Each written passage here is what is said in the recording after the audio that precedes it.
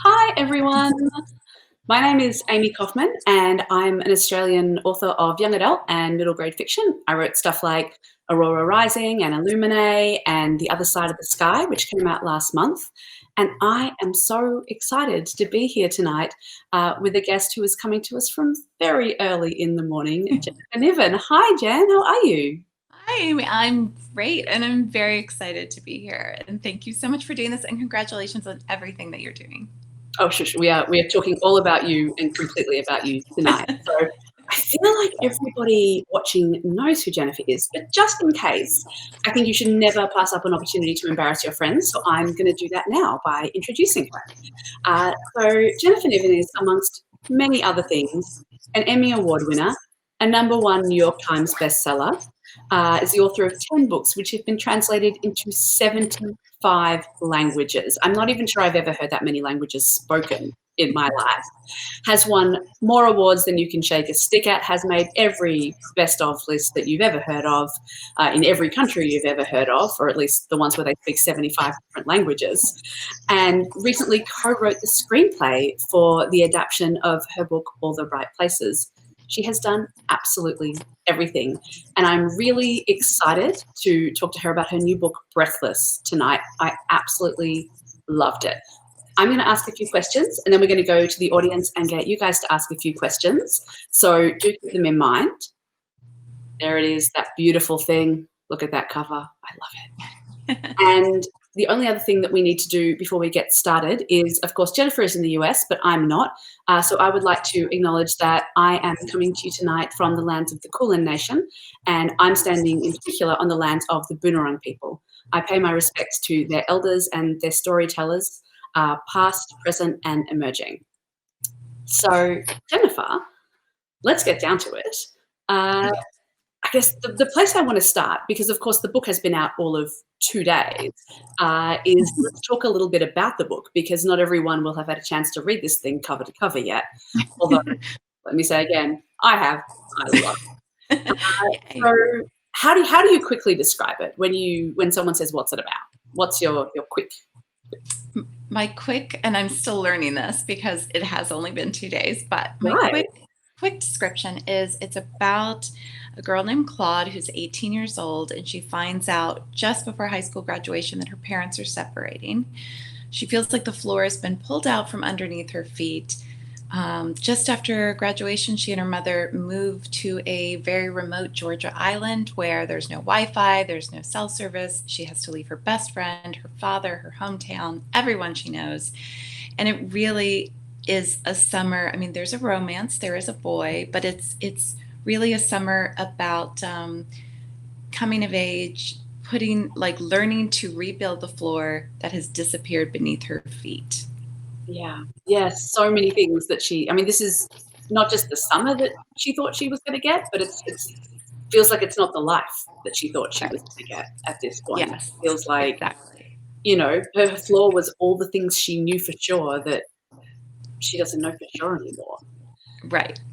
Everything is in question now. Everything she feels like in a lot of ways she's just starting over. And it's interesting writing the book at this particular time when the world feels like, the world has the floor Yeah. beneath all of us has been pulled out from under our feet. So it feels a lot like that in the sense that we're all trying to figure out where we fit, where the floor is, how to rebuild the floor. And so a lot of that I think kind of went into Claude too. Yeah, absolutely. And so you went to Georgia for inspiration for this I book. did. And I mean, we often say that life imitates art, but I feel like in this case, life imitated art, which then imitated life. And it was, I mean, why don't you tell us what happened? What So happened in Georgia? So it is interesting because this book is very personal in the sense that when I was 18, the same thing happened. My dad told me my parents were splitting, and I was completely taken aback. I was blindsided. I felt like the floor had been pulled out from under my feet. My mom and I went away 5 days after my high school graduation, and it was just a whole summer of like rebuilding and trying to figure out who I was and what my place was in the world. But then you fast forward to many years later when I'm not 18 anymore, when I was working on this book, I went to this remote Georgia island to write it. And I knew I wanted to set it there. I'd been there years before. It's like no other place. There are like wild horses running on the beach, and there are alligators and wild hogs, and like no vehicles on the island. There are 11 people who live there. It's just this fantastical place. Mhm. And I met a man while I was there, and we had all these wonderful adventures. And he is now my husband. Mhm. And so many of the adventures that happen in the book for Claude and Jeremiah, the boy she meets, are adventures that Justin and I had while we were falling in love. I love that you found a love story while writing your love story. Me too. You know, that's just lovely. And I mean, I've seen the two of you on Instagram and how gorgeously, bloomingly in love you are, and Thank you. it's beautiful to It, be around. thank you. It's amazing, and we just knew that first day and knew we'd found our person, and it's really been a magical experience, doing the book and like putting our adventures in there, because it makes the book even more special. And Yeah. and it's like I conjured him, because in a way he's very much like Jeremiah. They even have the same initials. So I mean, yeah, it's a whole new meaning to manifesting what you want in the world, doesn't it? right, exactly. I have to think about other things I want, like, well, we won't get into politics, but anyway. I feel like, you've got the hang of this though, because I keep doing stuff like, I don't know, I wrote in Illuminate about like a horrible disease that everyone had to wear masks for, and That's interesting, Amie. That's a yeah, very interesting point. You I need to know. I've had a few maybe of those happen too. I mean, I've just released a book about two people who aren't allowed to touch. Like, yeah, I have a. I got to start bringing your kind of thing to life, is what I'm saying. yes, Yes. yes, I think so. Um, so you touched on this a little bit when you said that when I mean it's no spoiler to say that Claude's parents break up. That's on the back Right. of the book. So Yeah. and it comes at her absolutely out of nowhere. And I mean, I find it's so easy to believe that happened to you, because I know when I was reading it, just her shock and her kind of disconnection, and the way she just sort of sat with it, and she knew it was true, but she just couldn't quite process Grasp what it. was Right. happening, couldn't grasp it, felt incredibly true. So it's so easy to believe that it was your experience. But I mean, you do this in your books. You're very autobiographical, and not everything in your books is you, and not everything of it is the exact version of you, but there's a lot of you in your books. Could you talk a little bit about sort of how do you go about weaving yourself into your books like that? Absolutely. And it's really interesting, Amie, because I've been writing for 21 years now professionally. And I remember I started my career in nonfiction. And so, it was much more like factual and less of me on the page, Yeah. even though there were little pieces here and there. But when I went to film school, where I got my graduate degree in screenwriting, my fellow screenwriters always said to me, and I always took this to heart, like, we're not sure you can emotionally put yourself on the page and really like open up, because they were writing these very personal, intensely like personal stories, and I was not. And I always had that in the back of my mind. So it wasn't until I wrote All the Bright Places that I was like, okay, I loved and lost a boy to suicide years ago. I've always wanted to write something about that, but it's been such a profound, hard experience. I don't know if I can do it. And I had their kind of words in the back of my head, sat down to write it, and it came out like in 6 weeks. I wrote the first draft of the book. And that proved to me that I could do that. And I had certainly done that when I was younger, when I was, growing up and I was writing stories. I have put myself on the page. But at some point I had kind of stopped. So now, since All the Bright Places, I think the like gates are open, and Yeah. now that's just what I know to do. And I also feel like writing for YA, especially writing, issues, things that teens are going through, it's so important to just open yourself up and to be vulnerable and be exposed and write out of your whole heart and soul. Yeah, I mean, you're so right, and I think people know it. They know it when they read it on the page, right? The parts where you get the most naked and you share the most of yourself are the parts that people they know that they're true because they feel it too. Right. And I think that's the gift that you're giving, is saying to people, you know, that thing you felt, well, I felt that thing too. You're not the only one. And so Right. just knowing that helps. And And yeah, that's such a huge thing to impart to other people. And it's yeah. what I most love hearing from readers, is saying, thank you for telling me I'm not alone. Right. And it's an act of enormous generosity to do. Do you feel like you also, I mean, is there almost a risk of giving too much of yourself away? Do you need to keep some part of yourself to keep the fire burning so you can write the next one? Definitely. I mean, there are always, the moments like at the end of a book, and you know this very well, Amie, because especially as prolific as you are, you just have to kind of collapse onto the floor of your studio and just rest for a little bit but inevitably, I mean, there's that creative voice that wants to keep going and has all these other ideas. But when you are writing something that's very personal, it does take a lot out of you. And I mean, my husband can attest to this. When I was writing Breathless, I was just, 1 minute I'd be like, oh my gosh, I just wrote this scene. It was so much fun. And the next minute he would come in and I'd be like, just like, the tears and the cry. And you never know. You're in it and you're living it and you're right there with the characters. I mean, I feel like he may as well find out early, right? I Like, mean, there's no preparation, so you just have to show them what yeah, it's like. yeah, and this is what it's gonna be, so he may as well find out at the beginning, and then he can figure out what's his routine gonna be, you know? Exactly. Like, Exactly. I'm looking really distressed, but I'm still writing. Mine just, like, quietly puts down tea and a cookie beside me and just backs off again, and, Mhm. Yeah, it's my thing. exactly.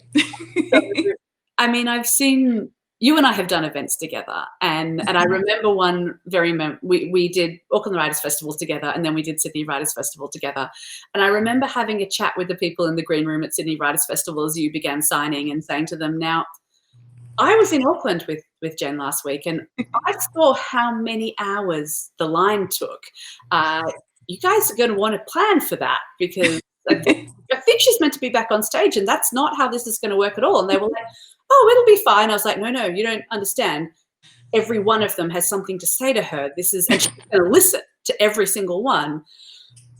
Her lines, that they just take a while. And the thing is, they do, because people are telling you serious stuff. Yeah. You have a really close, and I think it's really special relationship with your readers. Oh, Talk a bit about what that relationship's like.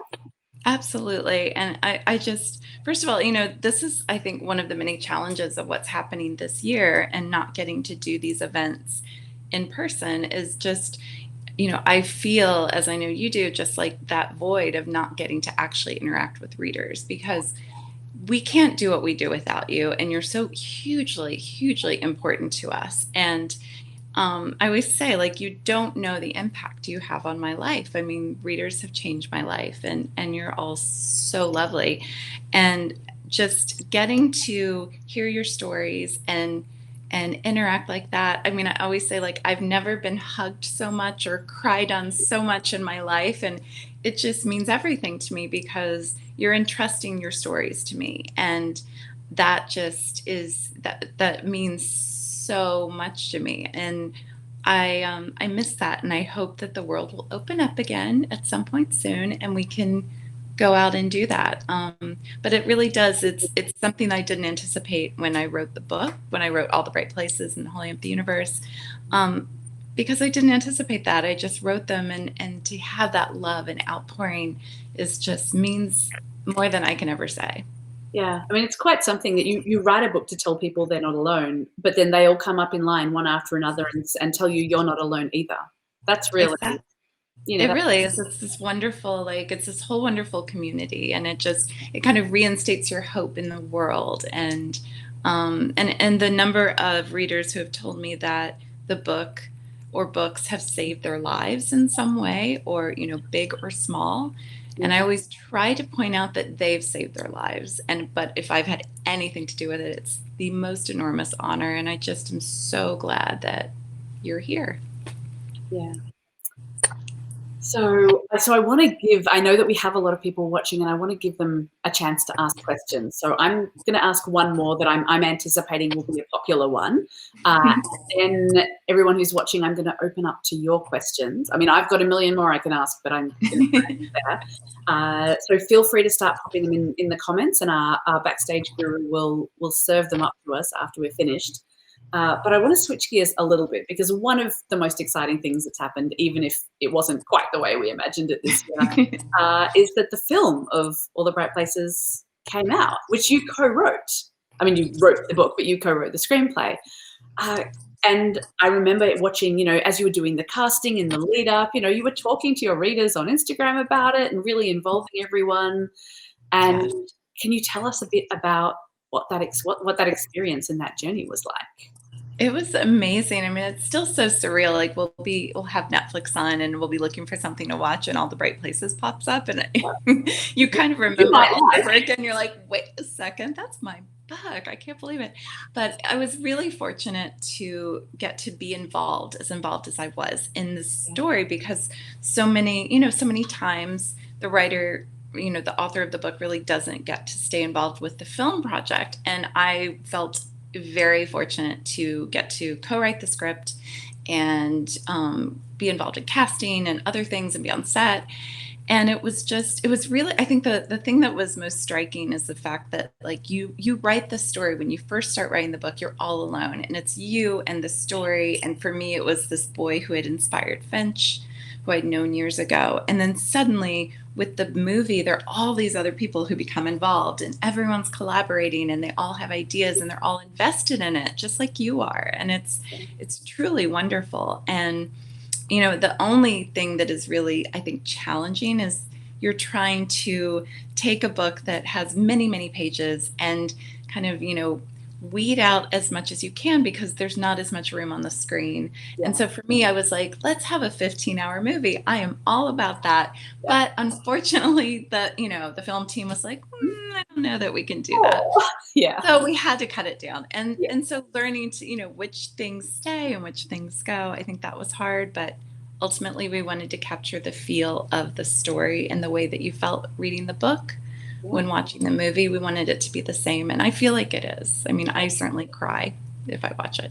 I cried, and I mean, I think ultimately you had just incredible actors who really, amazing.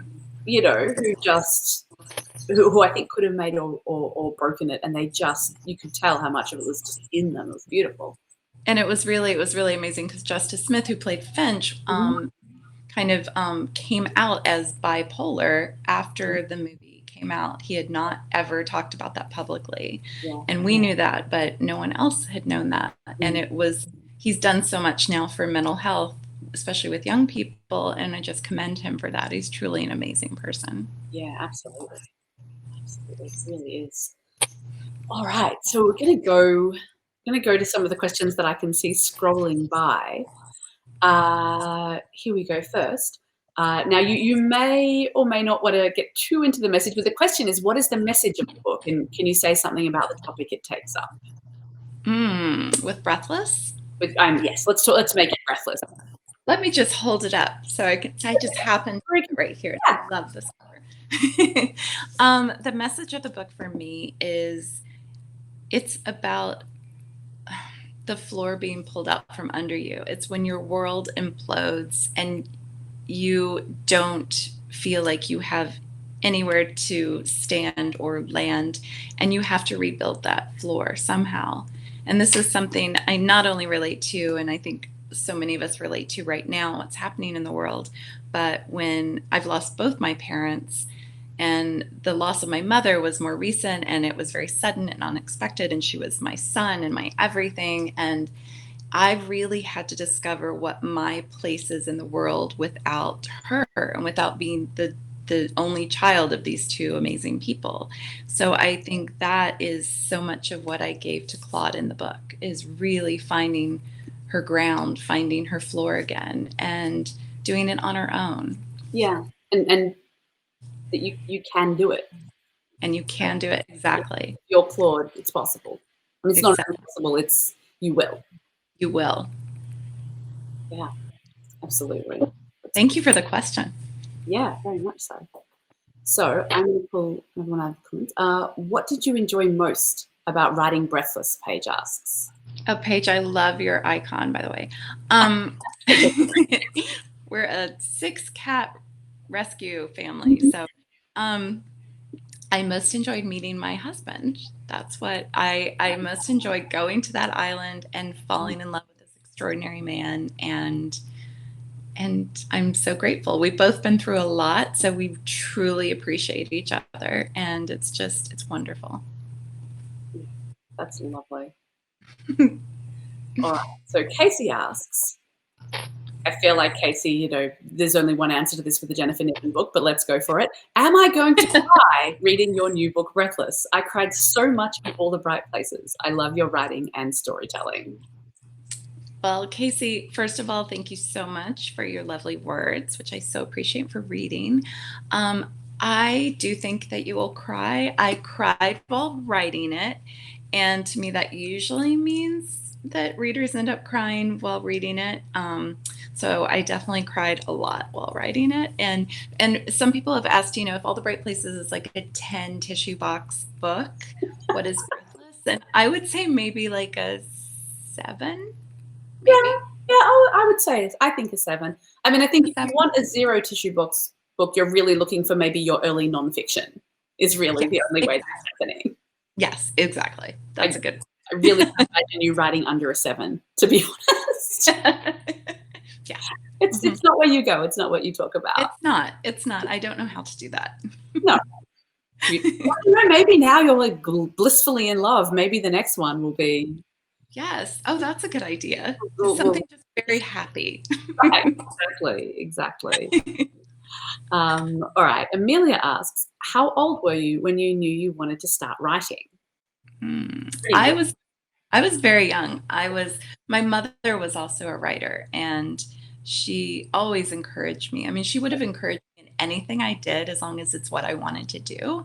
But it was really fun for us because she would write, and in my childhood routine, we would have writing time. And so she would write, I would write. And I remember one of my earliest stories where I really poured myself on the page was when we moved from Indiana we moved from Maryland to Indiana against my will, as I say.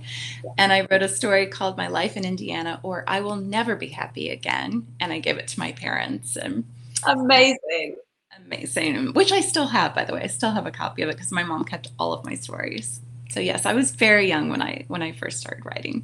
Did they find it compelling? Yes. Although I imagine you nevertheless stayed in Indiana. We stayed in Indiana, and my dad was like, "Oh, great job, Penelope," encouraging her to write her feelings down like this because I was very dramatic.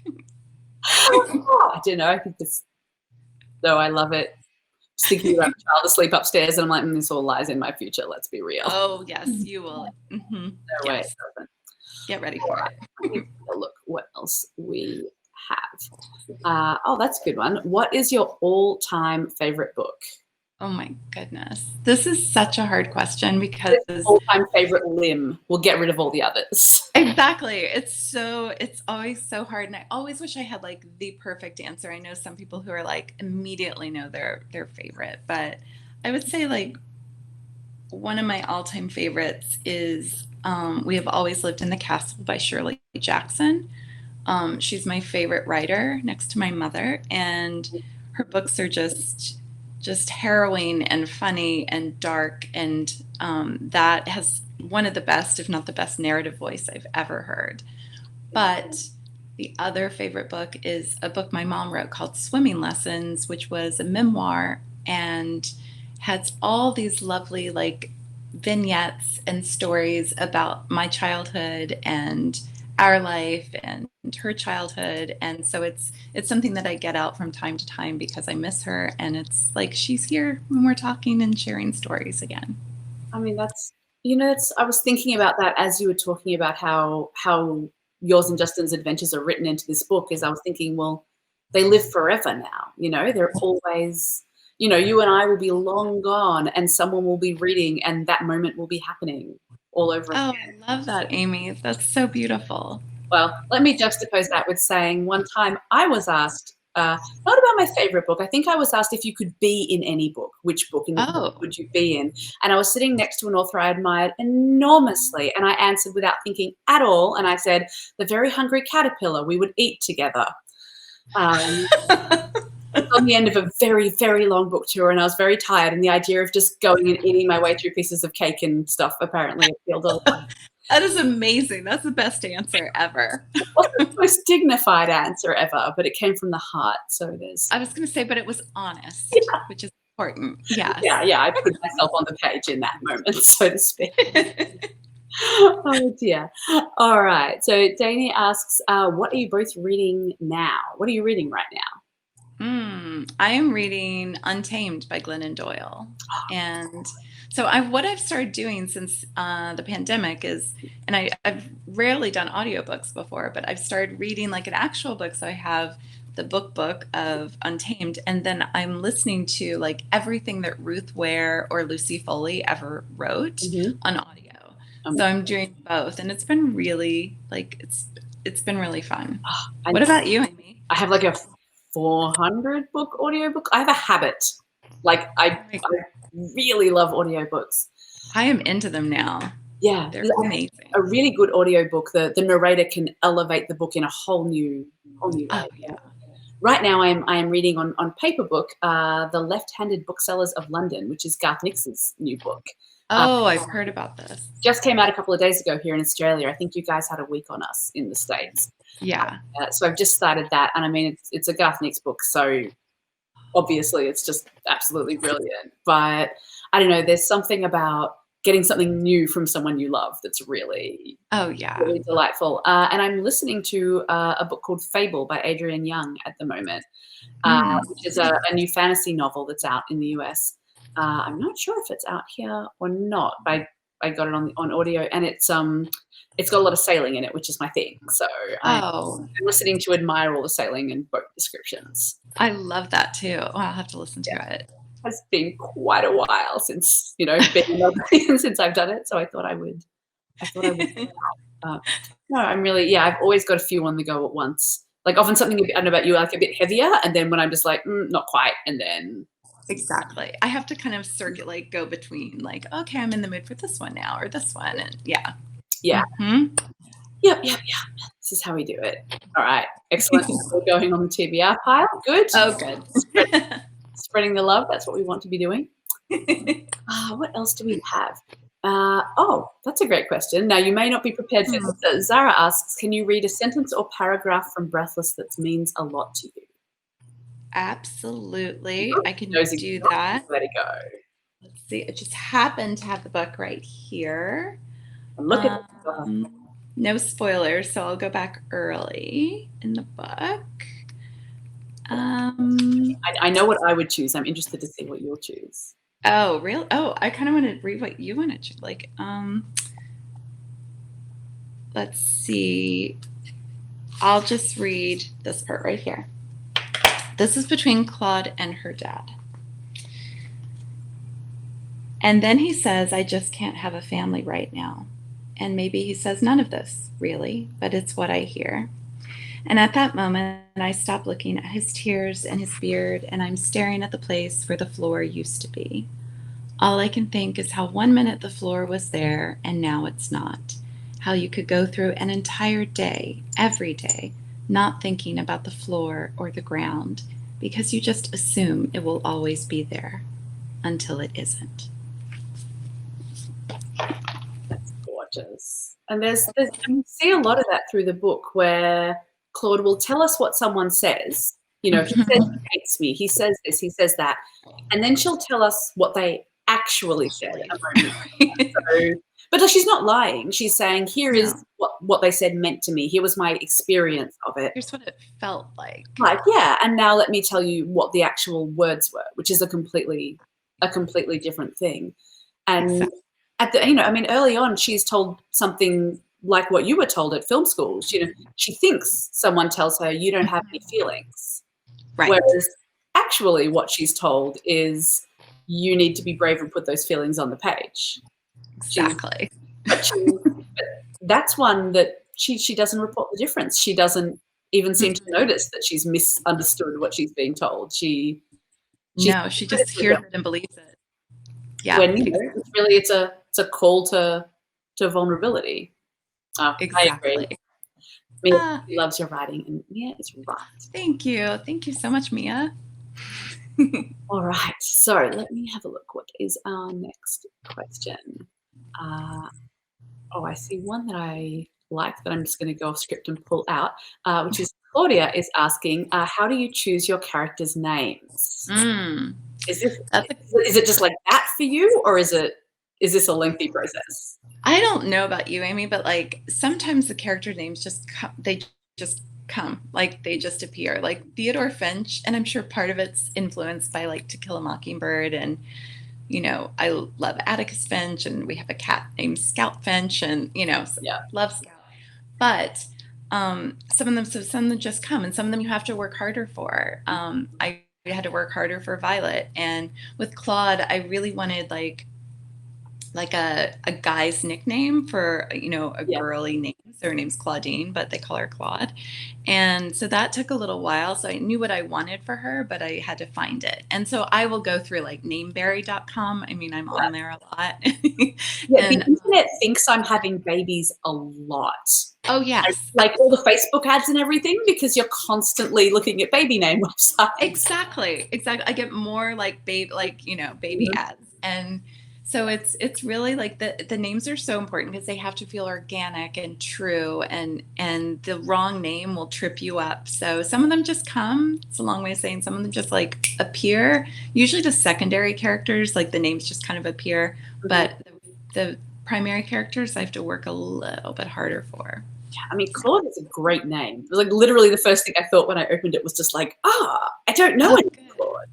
Yeah, I don't either. And I wanted a name that hadn't been used a lot. So it was, I like it. It felt very much like you get a sense of who she is from that name, and correct sense.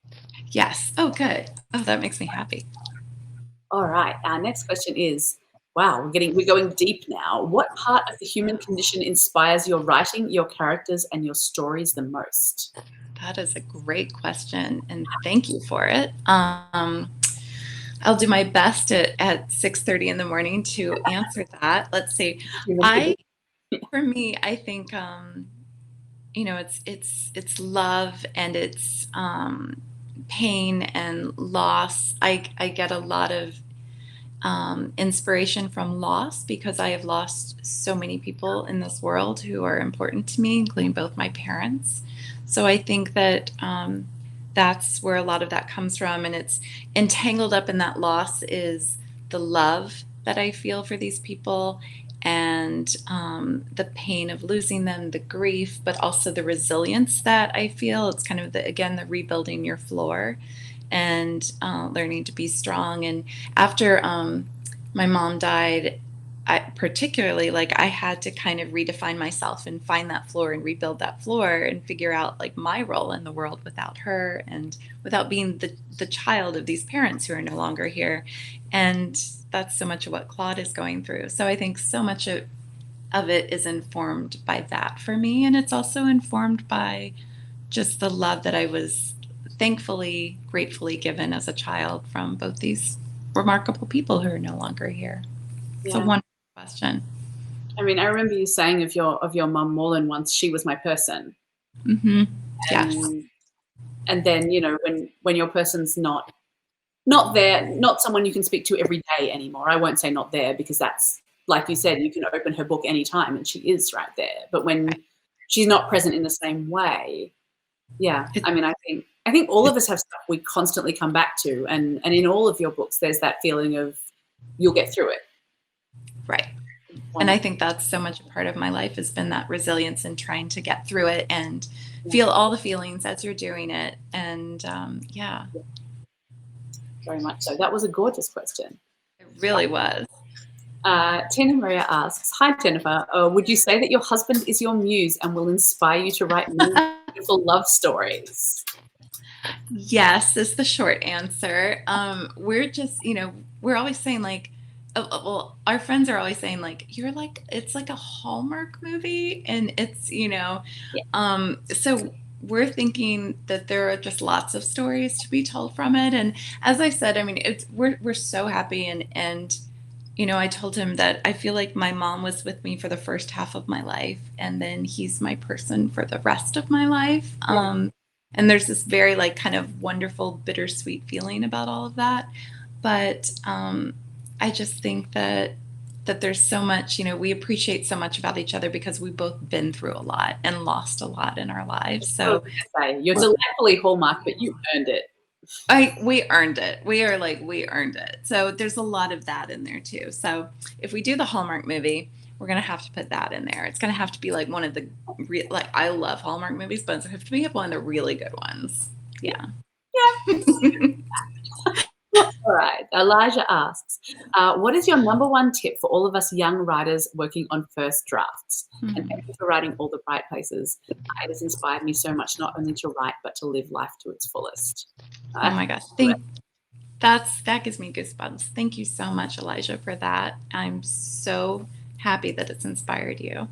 Number one tip, I would say, just give yourself permission to not be perfect on the page, because there is no such thing.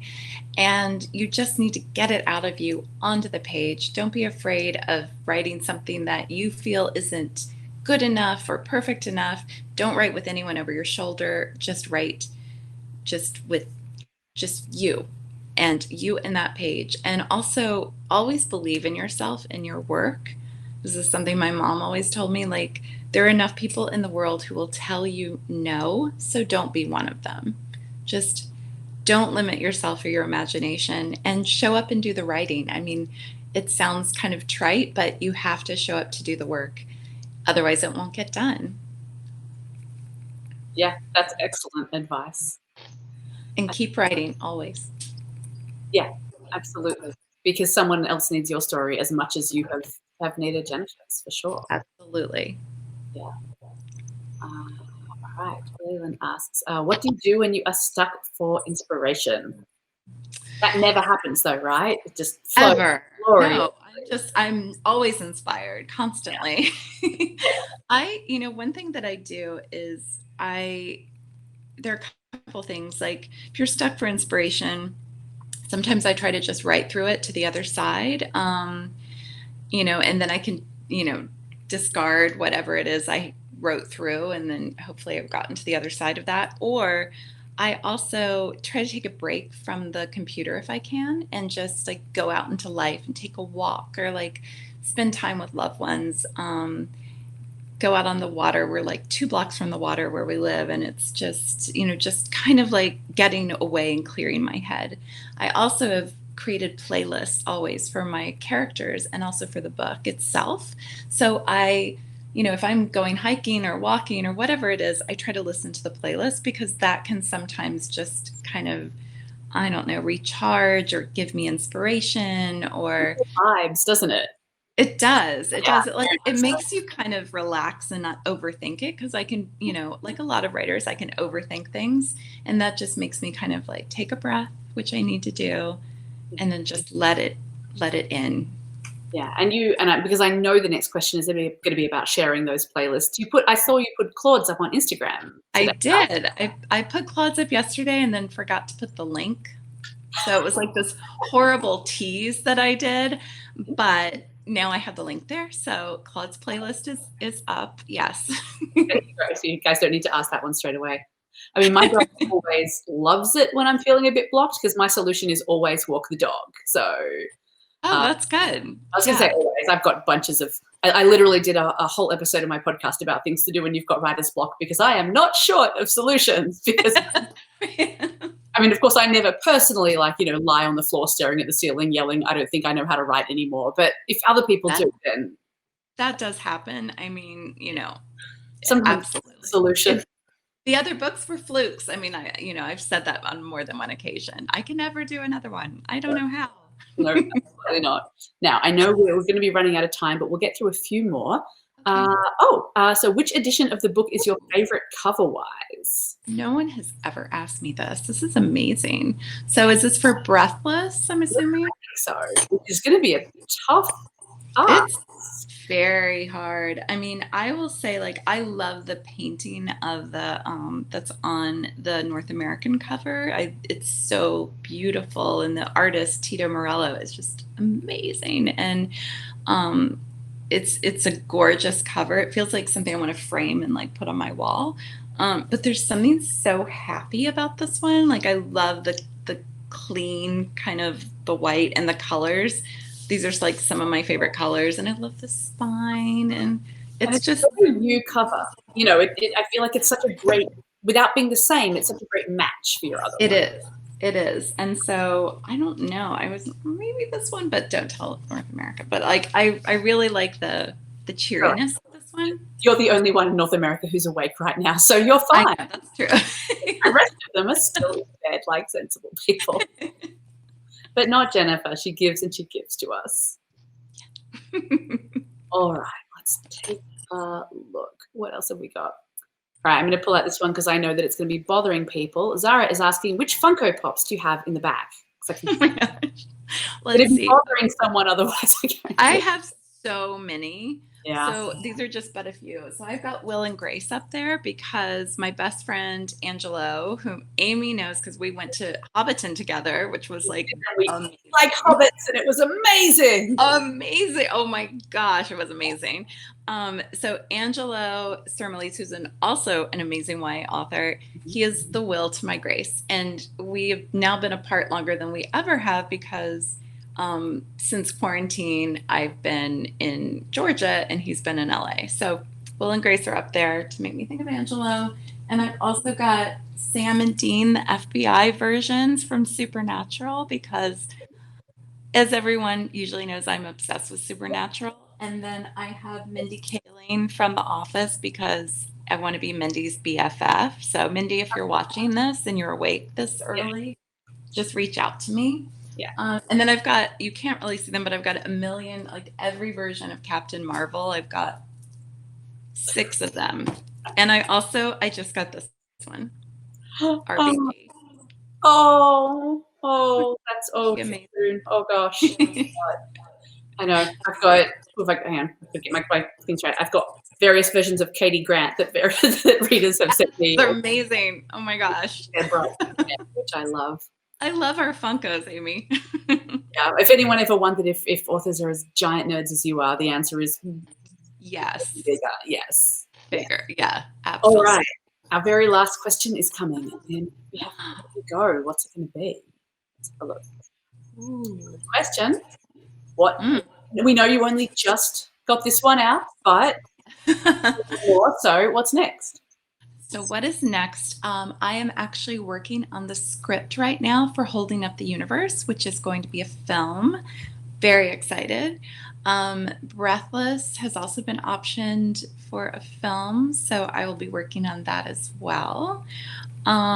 Busy. You've also got the Hallmark story of your romance to write. So I mean, I've got the Hallmark movie to write, clearly, at least one version of that. And then I'm working on, I just finished a collaboration, a novel with another YA author, which I can't quite talk about, but hopefully that we spoke of many, many years ago. Yes, it is. And hopefully we're all very excited. I'm very excited. And hopefully it'll be out next year. Amazing. And then I'm also working on my next YA solo novel at the moment. And those are the only ones I can talk about, but there are some others too. Like Amie, I'm always writing. She just gets her books out much faster than I do. every writer always, you should always have something that's just secret and for you that no one. I think so too. Yes. Thank you for that question, Pen. Yeah. All right. So that's all the time we have. I'm really sorry, everyone. I can see that you've all got heaps more questions and you could keep going forever. But Jennifer, thank you so much for joining us. Everyone, you can grab a copy of Breathless from Dymocks. You can grab it in, say inline or on store. That's not right. You can grab it in store or online. And Dymocks does chapter 1 events like this all the time. So there are heaps of fantastic authors from every possible genre on them. Really recommend that you tune in and take a look at what's coming up because there's always something coming up that's interesting. So Jennifer, thank you. On behalf of everyone who's watching, thank you so much for joining us. Thank you, everyone. And Amie, thank you so much. And Dymocks, It's just absolutely been a joy. Fantastic. Good night, everyone. Good night. Mwah.